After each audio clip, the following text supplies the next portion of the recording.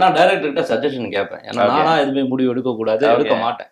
அவர்கிட்ட கேட்டுட்டு சஜஷன் கேட்டு, சார் இந்த மாதிரி பண்ணலான்னு இருக்கேன், அந்த கேரக்டர் இன்னும் கொஞ்சம் நல்லா மோல்ட் ஆகும்னு நினைக்கிறேன், ஓகேவா சார்ன்ட்டு அவர்கிட்ட பர்மிஷன் வாங்கி அவருடைய அப்ரூவல் கிடைச்ச பிறகுதான் நான் அந்த கேரக்டரை இன்னும் மெருகேற்றேன். நான் வந்து ரஜினி சாரோட தீவிரமான ரசிகர். சூப்பர். ஒரு பயங்கரமான ரசிகர். அவருடைய படங்கள் பார்த்து பார்த்து தான் ஃபுல்லாகவே வளர்ந்தது. ஸ்கூலு காலேஜ் ஒன்ஸ் முடித்தவொடனே அதுக்கப்புறம் சென்னை வந்தது சினிமாவில் நடிக்கிறதுக்காக தான். ஸோ ஒரு கேமரா ஃபியர் இல்லாமல் அங்கே நடிக்கிறதுக்கு முக்கியமான ஒரு காரணம் ஒரு 15 ஷார்ட் ஃபிலிம் பண்ணதுனால தான். ஓகே. பீயிங் ஆக்டர்ன்றது ஓரளவுக்கு ஈஸி தான். ப்ரொடியூஸ்ன்றது அதுக்கு வந்து அதாவது மணி ரீதியாகவும் நமக்கு வந்து ப்ராப்பர் சப்போர்ட் இருக்கணும். அதே மாதிரி அது ப்ராப்பராக ஹேண்டில் பண்ணி அதில் இருக்கிற அந்த பிஸ்னஸ் டாக்ஸ் எல்லாம் தெரிஞ்ச மாதிரி இருக்கணும்.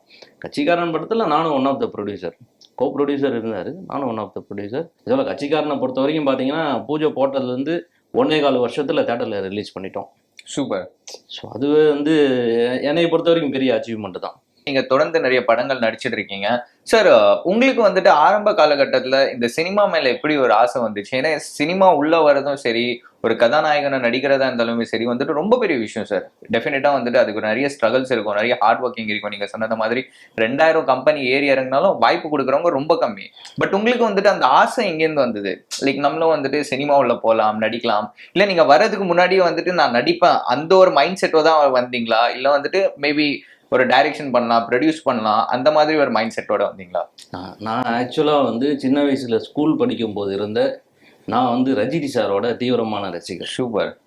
ஒரு பயங்கரமான ரசிகர். அவருடைய படங்கள் பார்த்து பார்த்து தான் ஃபுல்லாகவே வளர்ந்தது. ஸோ ஸ்கூலு காலேஜ் ஒன்ஸ் முடித்தவொடனே அதுக்கப்புறம் சென்னை வந்தது சினிமாவில் நடிக்கிறதுக்காக தான் மெயினாக. ஸோ ரஜினி சார் தான் என்னுடைய மெயின் மிகப்பெரிய அவருடைய மிகப்பெரிய ஃபேன் நான். ஓகே. ஸோ அதனால் அந்த ஒரு இம்ப்ரெஷன் தான். ஸோ நாமளும் நடிகர் ஆகணுன்ற ஒரு ஐடியா வந்தது. எந்த வயசுல? அது ஆல்மோஸ்ட் ஒரு 7th 8th படிக்கும்போது. ஓகே. 7th 8th படிக்கிற ஸ்கூல் படிக்கிற டைம்லேயே அந்த ஒரு உணர்வு இருந்தது. ஸோ அதுக்கப்புறம் காலேஜ் முடிச்சுட்டு அதுக்கப்புறம் தான் சினிமாவில் ட்ரை பண்ணி சென்னை வந்த பிறகு அதுக்கப்புறம் ஃபுல்லாகவே சினிமாவில் அப்படியே சான்ஸ் தேட ஆரம்பிச்சாச்சு. அதுக்கப்புறம் நிறையா ஷார்ட் ஃபிலிம்ஸும் நான் பண்ணியிருக்கேன். சூப்பர். ஆல்மோஸ்ட் ஒரு இந்த தோனி கபடி குழு முன்னாடியெல்லாம் வந்து ஒரு ஆல்மோஸ்ட் ஒரு 15 ஷார்ட் ஃபிலிம் பண்ணியிருக்கேன். ஸோ அது எல்லாமே இப்பயும் யூடியூப்பில் இருக்குது எல்லாமே. பட் அது பார்த்தீங்கன்னா அந்த ஷார்ட் ஃபிலிம்ஸ் பண்ணதுனால தான் ஒரு சில அந்த ப்ராக்டிஸ் ஆக முடிஞ்சது. நடிப்பில் என்னென்ன பரிமாணங்கள் இருக்குன்றது தெரிய வந்தது. ஸோ இல்லைன்னா இப்போ ஃப்ரெஷ்ஷாக வந்தால் நமக்கு எதுவும் பெருசாக தெரிய வராது.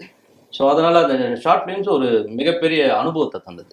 Sir super sir. அதே மாதிரி இப்போ வரவங்க நிறைய பேர் வந்துட்டு பார்த்தீங்கன்னா சோஷியல் மீடியம் மூலியமா வராங்க. மேபி வந்துட்டு இப்போ ஃபர்ஸ்ட் எல்லாம் நம்ம பார்த்தீங்கன்னா ஒரு தியேட்டர் போய் கற்றுக்கிட்டு நடிப்பு வந்துட்டு முழுமையாக கற்றுக்கிட்டு வந்த நடிகர் நிறைய பேர் இருப்பாங்க. நீங்கள் சொன்னது மாதிரி இப்போ நீங்கள் வந்துட்டு ஷார்ட் ஃபிலிம் மூலியமாக எக்ஸ்பீரியன்ஸ் ஆகி வந்து அதுக்கப்புறம் மூவிஸில் வந்திருக்கீங்க சார். நீங்கள் அந்த மாதிரி வந்துட்டு இன்ஸ்டிடியூஷன் போனீங்களா? இல்லை வந்துட்டு உங்களுக்கு இன்ஸ்டிடியூஷன் போகணும்னு ஆசை இருக்கா? இல்லை வந்துட்டு நீங்கள் சொன்னது மாதிரி ரஜினி சாரை பார்த்து மேபி அவரை இமிட்டேட் பண்ணதுனால உங்களுக்கு நடிப்பு இவ்வளோ சீக்கிரமாக வந்துச்சா? அதை பற்றி கொஞ்சம் சொல்லுங்கள் சார். ஆக்சுவலாக அவருடைய படங்கள் பார்த்து நான் நிறையா கற்றுக்கிட்டேன். அது இல்லாமல் ஷார்ட் ஃபிலிம் பண்ண பிறகு அதில் வந்து ஏகப்பட்ட அனுபவங்கள், அதுதான் மெயினாக வந்து எனக்கு ப்ராக்டிஸ் ஆனது. ஸோ ஒரு கேமரா ஃபியர் இல்லாமல் அங்கே நடிக்கிறதுக்கு முக்கியமான ஒரு காரணம் ஒரு 15 ஷார்ட் ஃபிலிம் பண்ணதுனால தான். ஓகே. ஸோ அந்த டைமில் மோல்ட் ஆனது, அந்த ப்ராக்டிஸ் ஆனது, அந்த நாலேஜ் எல்லாம் கேதர் ஆனது அந்த டைமில் தான். அது மூலமாக வந்ததுனால வந்து கொஞ்சம் கேமரா ஃபியர் இல்லாமல் ஃப்ரீயாக ஆக்ட் பண்ண முடிஞ்சது. ஸோ நம்ம கேரக்டரை உள்வாங்கி ப்ராப்பராக பண்ண முடிஞ்சது. So super sir. நீங்கள் சொன்னது மாதிரி வந்துட்டு நிறைய ஷார்ட் ஃபிலிம்ஸ் பண்ணியிருக்கீங்கன்னு சொல்லியிருக்கீங்க. டெஃபினட்டாக வந்துட்டு அந்த டீம் இன்னுமே இருக்கா? இல்லை உங்கள் அந்த டைரக்டர்ஸ் இன்னுமே வந்துட்டு ஃபீல்டில் இருக்காங்களா? பெரிய பெரிய படங்கள் எல்லாம் பண்ணிட்டு இருக்காங்களா? நீங்கள் இன்னும் டச்சில் இருக்கீங்களா உங்க கூட? இல்லை, எல்லாரு கூடயுமே நான் டச்சில் இருக்கிறேன். From the beginning career start ஆனதுலேருந்து. பட் இப்போ ஷார்ட் ஃபிலிம் பண்ண டைரக்டர், இப்போ வேட்டை நாய் படம் டைரக்டர் ஆல்ரெடி மன்னார் படம் பண்ணார். பட் இருந்தாலும் இன் பிட்வீன் அவர் ஷார்ட் ஃபிலிம்ஸும் பண்ணிகிட்டு இருந்தார். ஸோ அதெல்லாம் வந்து பேரலாக நடந்துட்டு தான் இருக்குது. ஸோ எல்லாமே பேரலாக நடந்துட்டு இருக்கு. எல்லாமே நாலேஜ் லேர்னிங் எக்ஸ்பீரியன்ஸ் தான் எல்லாமே, கேதரிங் தான் எல்லாமே. ஸோ அது எல்லாமே போயிட்டு இருக்கு. அதை மற்ற ஷார்ட் ஃபிலிம் பண்ண டைரக்டர்ஸு வேறு படங்கள் எல்லாம் ட்ரை பண்ணிகிட்டு இருக்கிறாங்க இண்டிவிஜுவலாக. Super sir. அதே மாதிரி வந்துட்டு நாங்கள் கேள்விப்பட்டோம் நீங்கள் ஆஸ் வெல் அஸ் டைரக்டர், அதே மாதிரி ஒரு படம் வந்துட்டு நீங்கள் ப்ரொடியூஸ் பண்ணியிருக்கீங்கன்னு சொல்லிட்டு கேள்விப்பட்டிருக்கோம். அந்த அனுபவத்தை பற்றி கொஞ்சம் சொல்லுங்கள். பீயிங் ஆக்டர் வந்துட்டு ஈஸியா இல்லை ப்ரொடியூஸ் பண்ணுறது ஈஸியா? ஸோ எது வந்துட்டு உங்களுக்கு டிஃபிகல்ட்டான ஒரு சேலஞ்சிங்கா இருந்தது? ஆக்சுவலாக பார்த்தீங்கன்னா பீயிங் ஆக்டர்ன்றது ஓரளவுக்கு ஈஸி தான்.